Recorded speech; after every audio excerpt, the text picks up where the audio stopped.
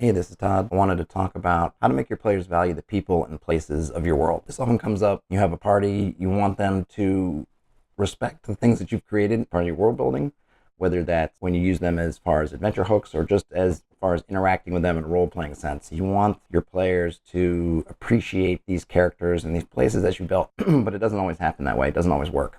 Now, the first thing is you can't force your players to like everything or like everyone in your world. You can't make them love them. But there are some things you can do to leverage things in your favor, to give them the best shot they can of sticking into the player's imagination or their thoughts or their emotions as far as having a positive interaction. The first one I want to bring up is have them be nice. There's often a stereotype I've leaned on it myself. I see it a lot where everybody or a fair amount of different people are gruff, they're mean, they're distrustful, they hate everyone, they hate outsiders, they're giving everybody squinty eyes wherever they go. I hate him! I hate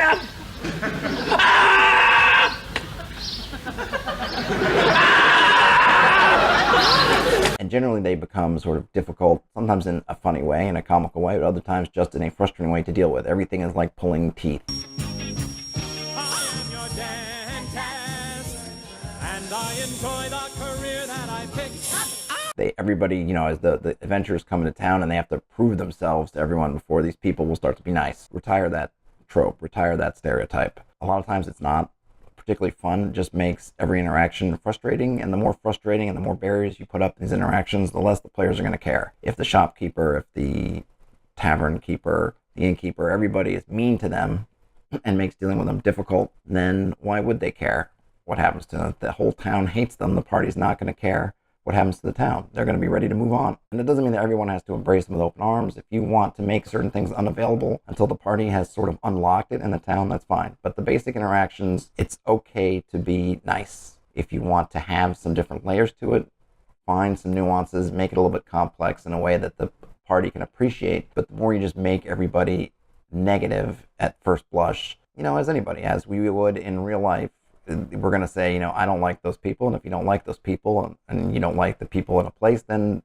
you're not going to want to go back there, or you're not going to care. You're going to look at it that anything you do with them is just an obligation, or you're just there to do it because you have to. And as soon as you don't have to more, you're going to stop. So if you want them to care about them, if you want them to build out those relationships, you have to make the people and the places where they live accessible to starting those relationships, right? They have to kind of be open somewhat on their end if you want the players and their characters to be open on their end. Another thing to do is to promote their usefulness. And what I mean by that is I don't mean their role. A shopkeeper's role is to sell you stuff. An innkeeper's role is to supply room and board. That's just their function. But beyond that, what can they do? How can they show themselves to be valuable to the party? If the shopkeeper has connections with shady thieves guilds and fences, wood, vinyl, chain link, ornamental iron, whatever your fencing needs, then suddenly that character becomes more useful to parts of the party. Maybe there's a rogue in the party, and suddenly the shopkeeper having these sort of underworld connections becomes something that you can leverage and they can leverage, and so now they're thinking this is something of value. I don't want to lose that connection. If the innkeeper has their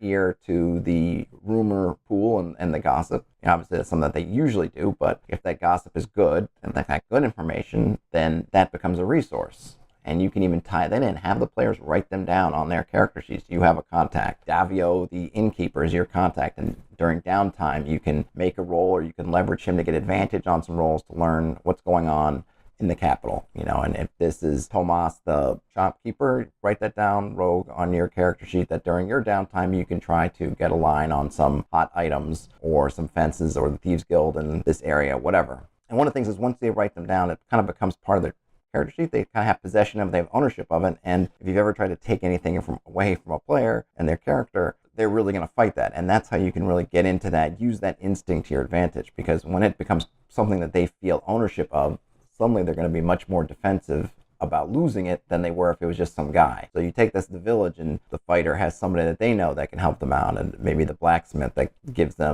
helps them out with some weapons or some other, and then the rogue has this connection with the shopkeeper, and the bard has a connection with the tavern keeper, the innkeeper, and so on, and so on, and so on. They're going to care. If it affects their characters, like, I'm going to lose this ability to get this extra information, the rogue's like, I was really working towards getting a Thieves Guild and I can't do it. If he goes down, then I need to stop that. So I need to get back to town. I need to save that town. That's how you can build caring about it. It's very practical, but that's okay, because a lot of times the practical part comes first, and as you're working in their characterization and everything, then the liking comes afterwards. But everybody looks to protect what's useful to them first, and oftentimes other things, other emotional connections come later. So leverage their usefulness. And on that same token, like I just mentioned, give them ownership. That can come from making connections with people that can do things. It can also be from getting titles. If the local duke names them as protectors of the town, that has meaning, but it only has meaning if the town survives. It probably would have a negative connotation if you are a protector of the village and the village gets burned to the ground by orcs. That's not a good look. If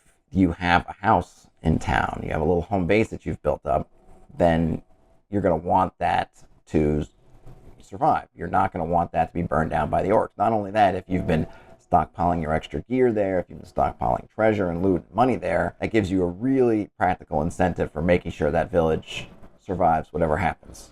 So again, leverage those things. You don't have to give them everything, and I wouldn't even suggest really giving them things, but you have to make sure that you let them know that the opportunities are there. You communicate that, and going back to making people friendly, showing a willingness to work with the players. The shopkeeper and the rogue kind of steal a little eye to eye, and they kind of recognizing game sort of thing, and maybe he gives a little wink and says, hey, if you're interested in some extracurriculars, let me know, kind of thing. You know, the same thing with the innkeeper. Maybe he gives them, sells it to them, whatever, some better information than just the general inn gossip, and that can let the players know this is something more valuable than just your adventure roll d6 rumor table. And the last one, which feeds into all of these, is you have to invest time in this. You can't expect it to happen overnight. You can't introduce them in session 1, then session 2 put them at risk and expect the players to have this connection. You got to go with the slow build. Let the stuff come to a boil. Let everything mix together. It takes some patience. So you want to invest stuff in the, say, the lower tier that you're going to pay off in the next tier. Let them spend